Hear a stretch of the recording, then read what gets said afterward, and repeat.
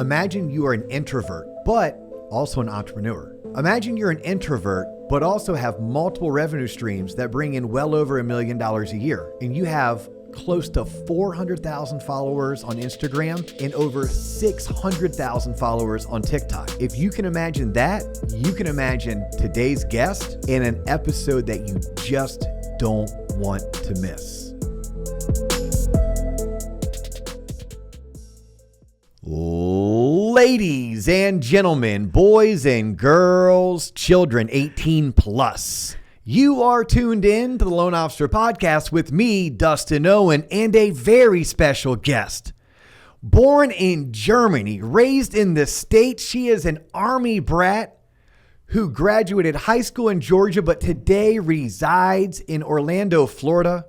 She took a career as a project manager in the IT world and transitioned it into this massive career in real estate during COVID 2020, and today has a following on Instagram and TikTok that most of us would give our left arm for. She is my new friend. She is a realtor extraordinaire. She is a social media business coach. She is the one, the only Demeeka Cobb. Demeeka, welcome to T-Lop. Hey, Dustin. I'm so excited to be here. Yeah. So I told you and I warned you, we're going to go obnoxious. We're going to go big. But hopefully, if you ever get a chance to, fight in the UFC, then you'll remember that intro, and then you'll give me a call. I'm like, hey, brother, can you come help me out? Because I have a big match coming up and I need somebody to intro me appropriately. Exactly. That was probably the best one yet. I'm not going to lie. Oh, well, thank you. I try hard. So I'm excited for today. You and I were originally put in contact. Mutual friends of ours over at NFM Lending had put me in contact. And in fact, Greg said to me, do you and Demeeka? I'm like, nope. He's like, you need to. I was like, done. So, and you and I just spent the past hour. By the way, I told her it was only going to be 15 minutes, but we spent the past hour just getting to know each other, talking shop.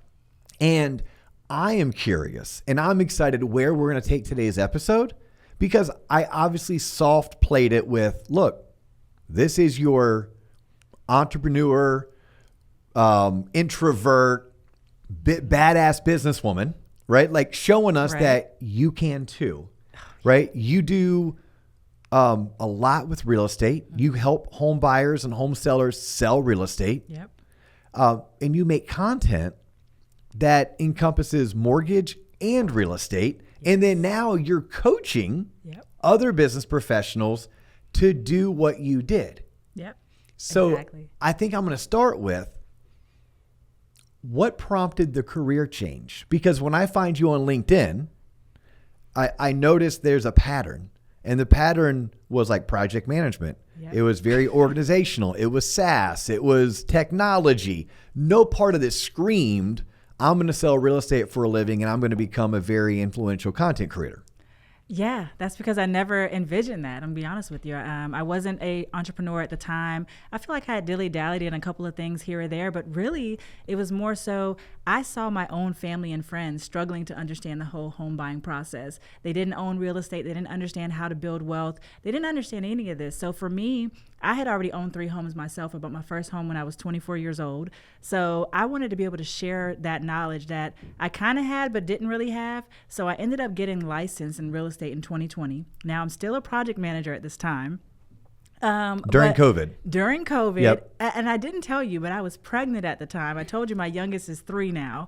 So I was pregnant in project management, and then got my real estate license in August of 2020. And really came from the place of, hey, I'm going to help the underserved community, which was my goal.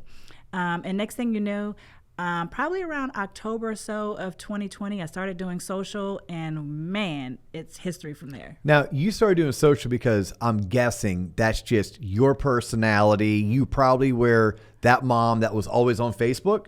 Absolutely not. Oh, I teed you up for that one. I'm sorry. Tell us what prompted and what did you choose first? Did you go Facebook? Did you go LinkedIn? Did you go Instagram? Did you go TikTok? And who was your muse? Yeah, so good question because, I was not a social media person before I started out on social. literally I had a Facebook page with maybe 200 followers on it, or people that were my friends. And these are people I actually knew. Like legit, like we went to college together. We worked at Food Line together. Like we know each other. How'd you know I worked at Food Line? Man, I do my research. I do my research.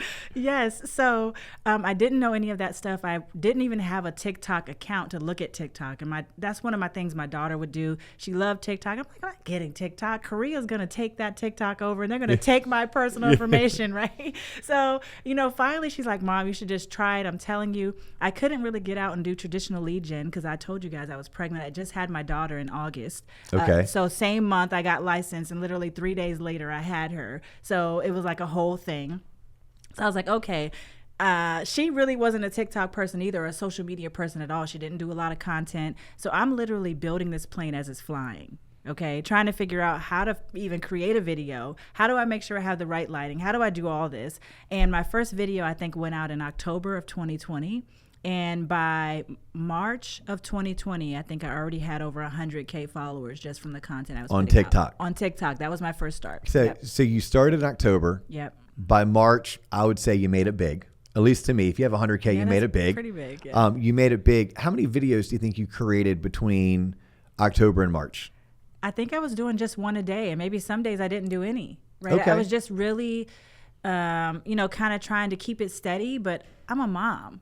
So I'm a mom. I have 4 kids at home, trying to manage that. I was still trying to do project management at the same time. So real estate at that time was my part-time gig.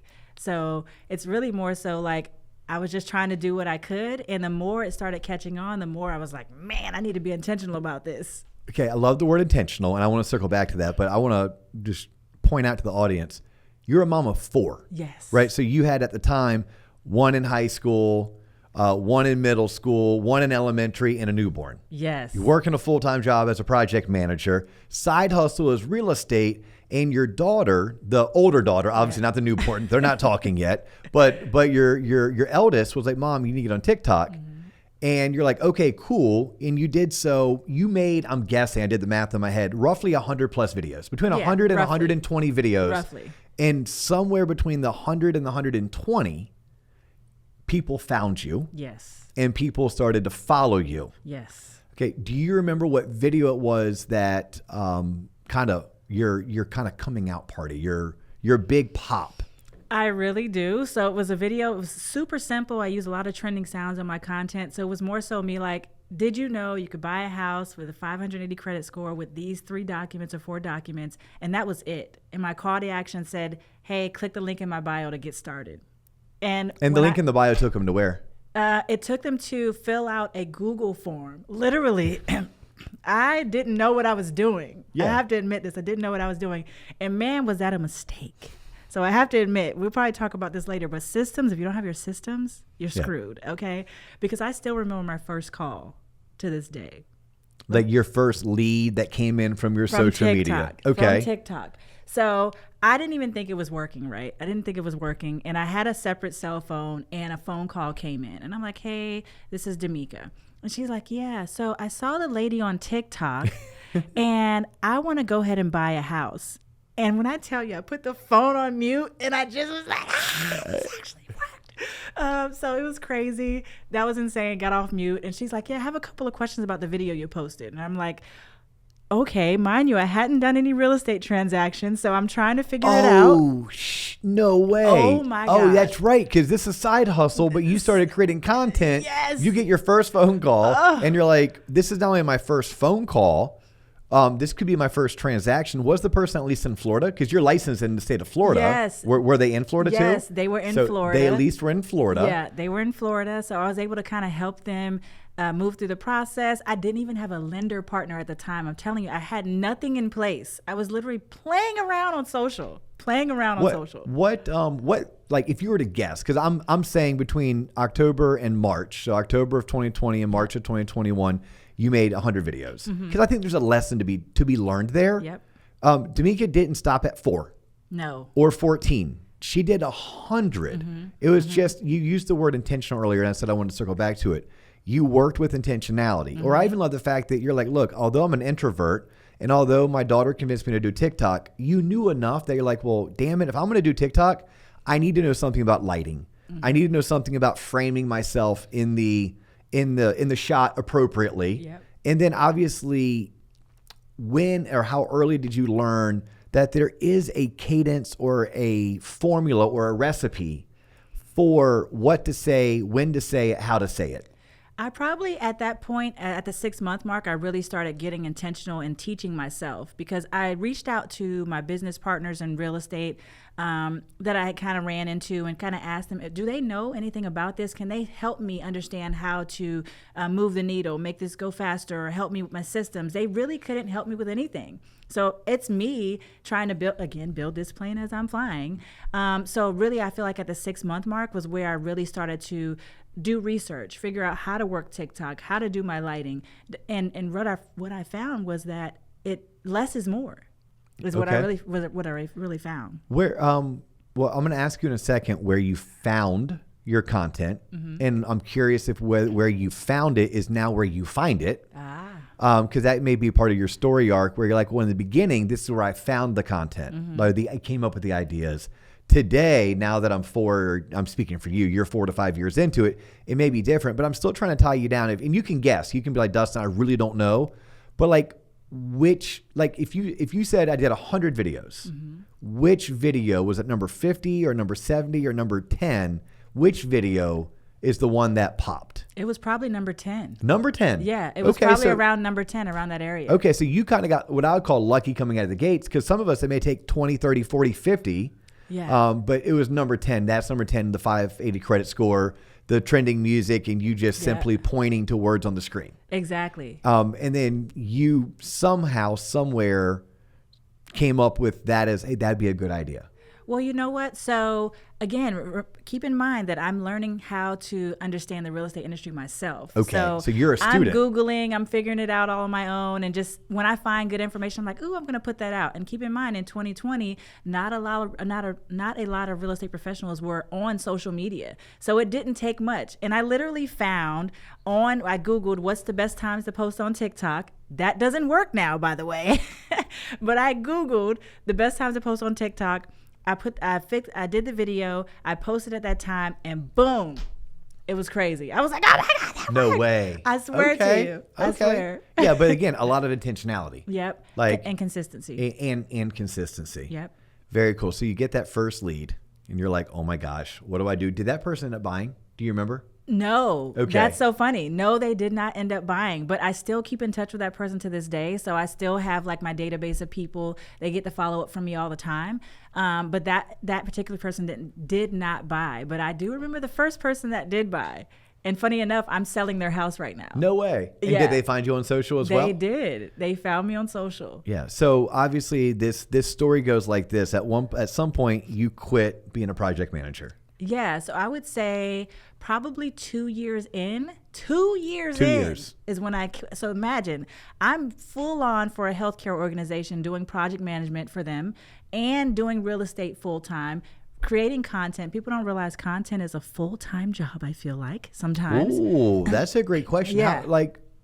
Again, did versus do. Yeah. When you're getting started, how many hours were you dedicating to content in Oh. those first 6 months? Literally like 30 minutes a day. 30 minutes a day. 30 but minutes it a was day. 30 minutes a day every day. Yeah. It's kind of like what I teach people about if you want to ever run a marathon. It's pretty simple. Exactly. Start by running 30 minutes a day. Exactly. And then as you build up and as you get better, then maybe we can increase it to 45, then an hour. Then eventually you're becoming an endurance athlete. You did 30 minutes a day, but you did it every single day. Exactly. Okay. Now today, how much time? But this is your job today. Yeah. Like obviously, if you don't already follow Demeeka, TikTok and Instagram, Demeeka Cobb, and we'll talk later about her coaching programs. But something that really impressed me is when I went to, and maybe it's your TikTok, and I clicked on, it's not called Linktree, your beacon. Beacon, I yeah. clicked on your beacon, and all of a sudden I'm like, oh, look at all these partnerships. Yep. Like when you start creating content at a high level and you have 100K plus followers, and then it becomes 400K or 600K, now all of a sudden it's like, oh, Demeeka's partnered with not just realtors across 50 states Yep. that she can refer business to and work out some kind of referral arrangement, but there's mortgage companies that would love to talk to all of the leads that her content is generating. Exactly. And there's alarm companies and there's credit repair companies, and all of a sudden this introvert is truly blossoming into this badass business professional or entrepreneur because you decided to listen to your 17-year-old daughter I'm telling you. Start creating content. Yes. Like, it's for you, it's that simple. You've never done mailers, I'm guessing. No. You've probably never door knocked. Nope. These are all, by the way, if you don't sell real estate for a living, like, and you want to have success, you can go door knocking. You can call it expired listings. You can read Michael Mayer's book, 7 Levels of Communication, and talk about network stacking. There's a lot of strategies that work. Yeah. But you've never done them. Never done them. Because your one strategy was to create content. That content started working for you early on, at least showing you enough results. Yep. When did you actually see your first paycheck from selling a real estate transaction that came from your content? So my first transaction was December of 2020. So So it wasn't that far. But it came from social. It did. Because a lot of times it's your friends and family. Nope, it did. Okay. It came from social. So yeah, I mean, that's the thing. I think people need to understand that this social should be treated as any other type of lead generation. So if you're tracking, if you're doing cold calling, for instance, and you're tracking like how many calls you made, how many people picked up, how many appointments you set, you have to do the same thing for social media. You have to take it that serious.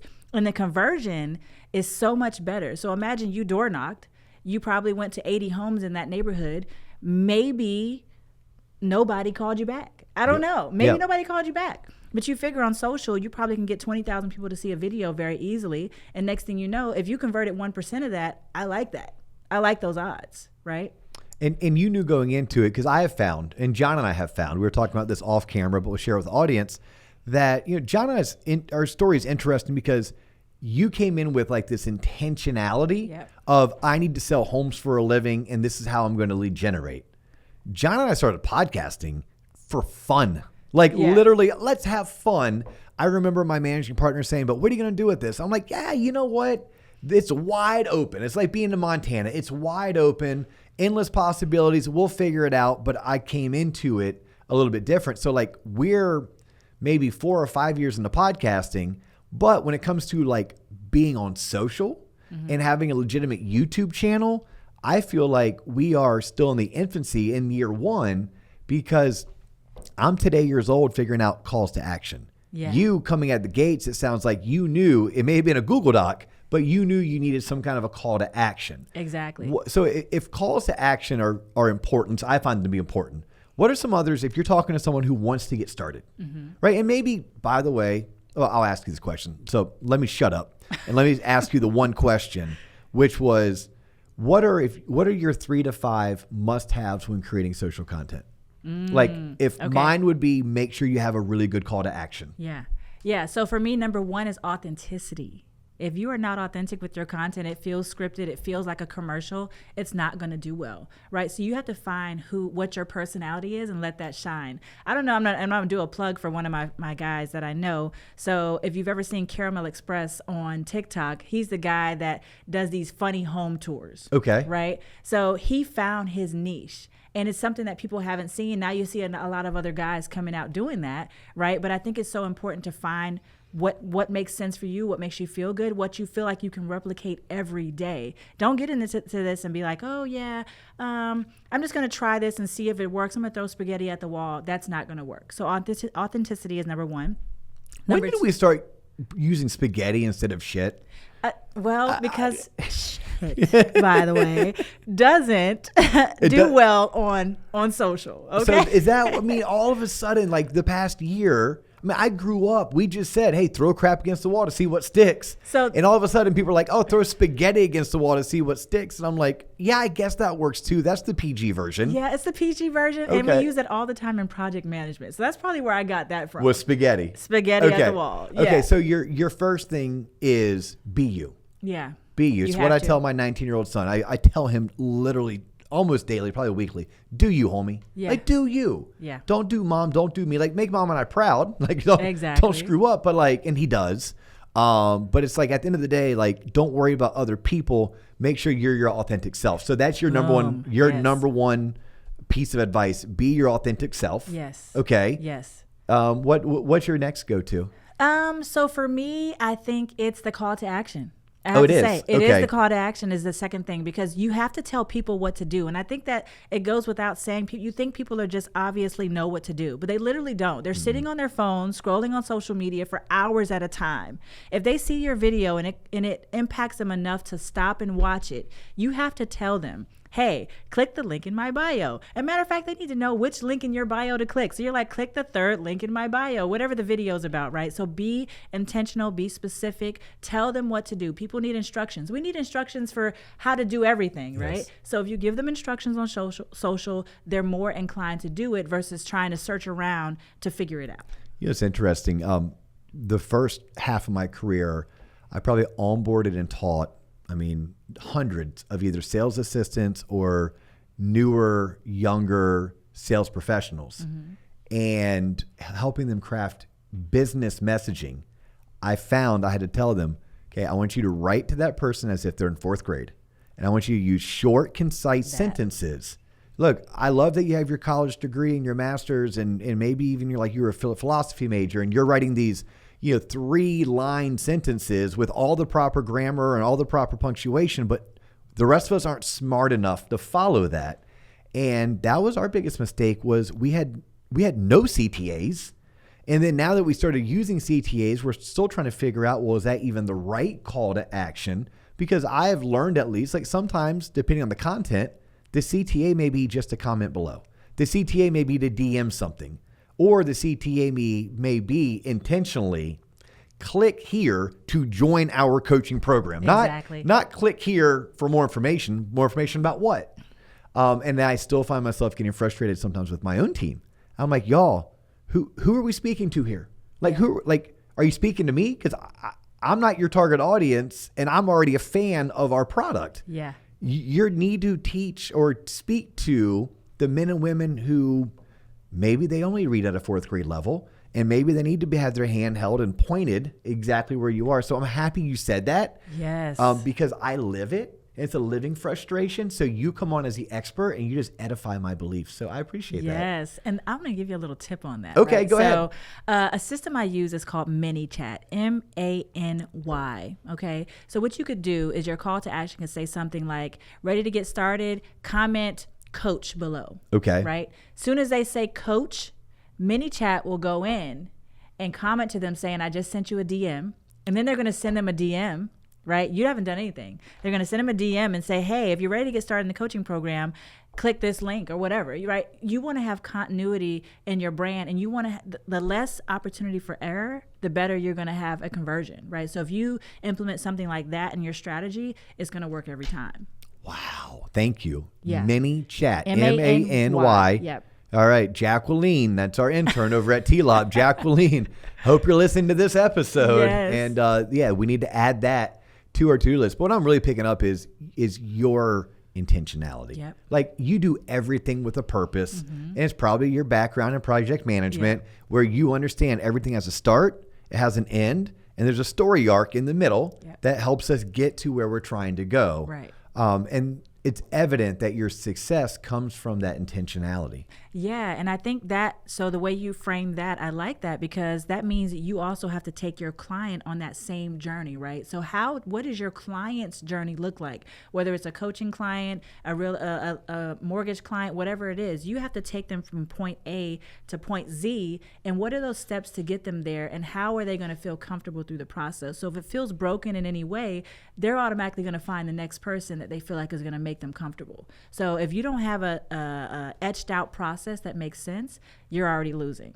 Same thing with your coaching clients. So I'd encourage you to take a look at your client journey and see how you can work on that too, because that's gonna 100x your clients. Yes, well, that is the goal. I mean, when we just launched, we were talking about this off camera, but we just launched our full-scale loan officer coaching. We're doing it community-based, and I love everything we have. I love the faculty I put together. I love the e-learning platform. Now it's just a matter of truly introducing people to this and saying let's look at ROI. Make a small investment into yourself, because you are the product. When you're in sales, you are the product. That's right. So a small investment into yourself and receive 5x, 10x, 20x return, as long as you're willing to listen and implement every best practice that we teach, and you're willing to use the tools that we lay out for a very small budget.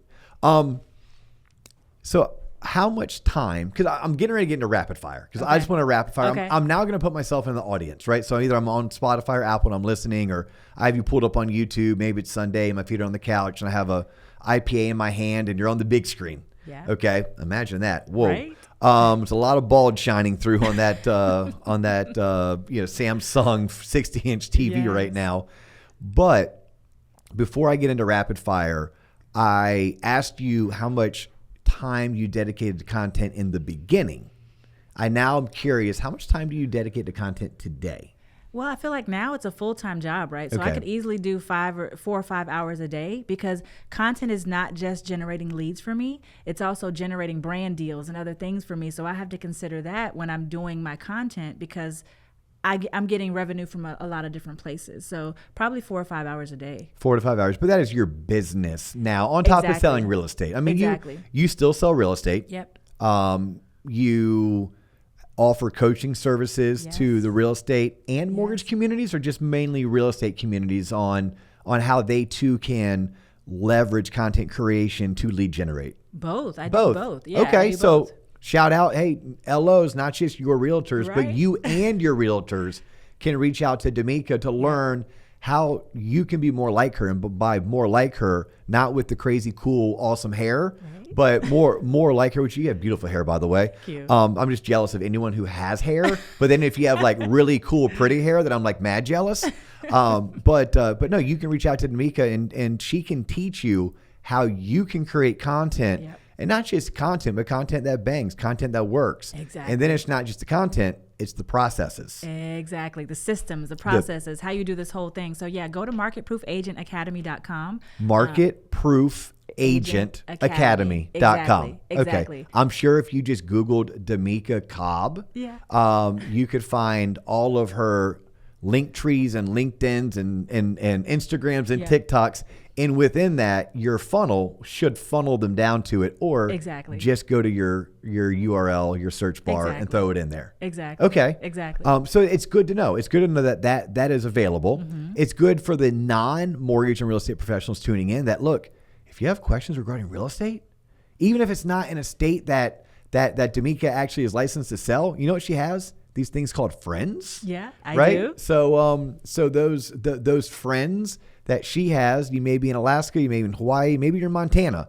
I promise you, Demeeka could probably get you hooked up with somebody that could take great care of you after she or someone from her team already answers your questions. Yeah. So, and again, it's about the client process, right? So you bring them in, they get to talk to me first. I kind of talk them through their situation, give them a plan, and then pass them on as a referral to one of my partners that I trust. So absolutely, wherever you are, I'm happy to help. All right. So you ready for rapid fire? Let's do it. All right. So rapid fire goes like this. I'm scared. What do you love most about what you get to do today, and what is the one thing that you wish you didn't have to do, but you accept it because it comes with the territory? So the one thing I love the most is being able to help the clients. I think that's the most important thing, getting to help them buy their first home or helping their family member, whatever the case may be. I think that's the most important part for me. I think the part that I don't like the most is dealing with trolls on social, because when you have such a big platform on social, every time you post something, you're going to have people critiquing and talking trash about whatever you're saying, even if it's just you're stating facts. So I think the trolls is the hardest part. And at first, it really, really got to me. It really got to me. But now I just brush it off, right? But I think that's the hardest part, is dealing with the trolls on social. Any advice on how to deal with them? Like just a quick piece of advice? Yeah, I think you have to be able to stand your ground on whatever you say. And be confident in what you're saying. So if you're confident, make fun of it, right? So when people troll me, sometimes I'll use that comment as a joke, and I'll just blink at it, or I'm like, look at this, guys, or I'll talk trash about it. I just have fun with it. But be able to have fun with it, because remember, people are sometimes just negative in nature, and they're just doing it just to get you riled up.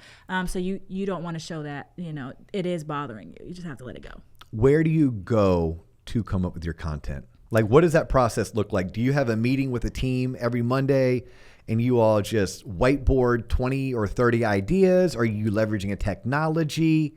Walk us through that process. Okay. Yeah, so I use a lot of different sources. So number one, I'm actually scrolling social media myself to see what other content creators just like me are doing. And some of them are not even real estate creators. They're doing other things, but I can see a vision in a real estate topic using that same content. So that's one way. Another way is I use Google Chrome. So if you go on your Google Chrome phone right now, it has AI technology and it knows what you're talking about. It knows what you're searching up every day. So you'll probably notice that you'll have like 10 to 20 different mortgage or real estate articles there that give you an opportunity to talk about something. My next thing is like Facebook groups. So I will go into real estate Facebook groups and see what questions they're asking, and I'll use that as content.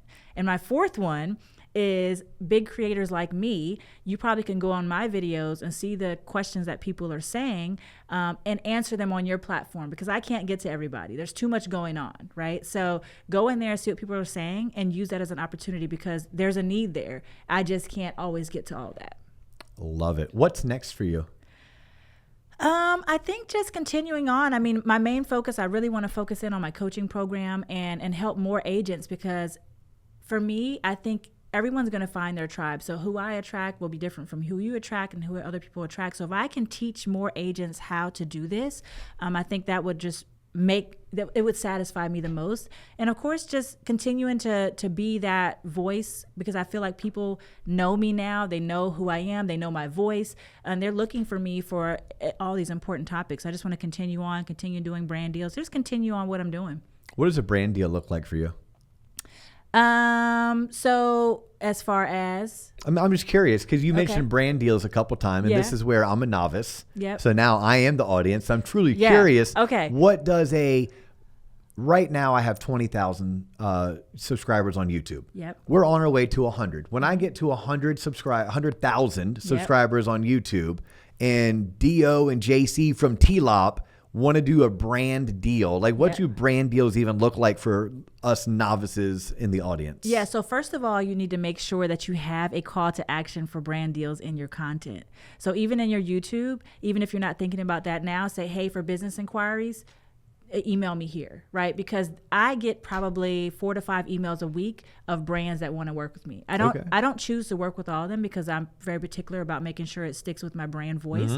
But after that, you want to make sure you have some type of standard contract and calculation for how much you're going to charge brands, because they're going to get over on you. They have a budget, right? But you have to know what you're willing to do. And I think it's more so about your engagement of your audience. It doesn't matter if you have 20,000, 2,000, 10,000, 200,000. It doesn't really matter. It matters more about what your engagement is on that platform. So how many people are commenting and continuing to watch your videos. So as long as you understand contract information, or you have a legal team that can help you with that, basically they'll tell you, they'll give you a brief. The brief will say, hey, Dustin, we'd like to work with you for this many videos. These are the topics we want to talk about, and this is how much we're going to pay you for that. And you kind of create it on their timeline. They approve it or they don't, and they want you to reshoot. So you have to make sure in your contracts you say how many reshoots I'm going to allow, because some companies will kind of continue on with that. You've done all this work and they're still not satisfied. But yeah, I mean, it's no different than anything else. You just get a contract in place, do the work, you get paid. If you can't answer this, then you say, hey, you know what, I'll pass. But can you give us an idea at this point in your career? Because this is let's just call it 21, 22, 23. This is your 4th full year of creating content that is specifically real estate, home buyer, mortgage related content, right? That is the I guess the pasture that you stay in, right? That's your field, that's your farm area. Exactly. So my question, give us an idea for those of us that are trying to think big, and we want to have ourselves 250 or 400 or 600,000 followers. How many leads are you generating on real estate per month and mortgage per month through your content? So from people that touch my beacon, it's probably like 2,000 to 3,000 a week that touch it. And now, touch it means they click on it. Yeah, they click on it, they search it, and I can tell in the back end like what buttons they're clicking and things like that to kind of see, and then I can retarget them and things like that. Like you can run ads to them now. Exactly. Okay. Because they've been on. That's like next level right there. That's what Okay. you need. You want to be there on Amazon, and they're like, "There's Demeeka." Exactly. That's what I want to see. Okay.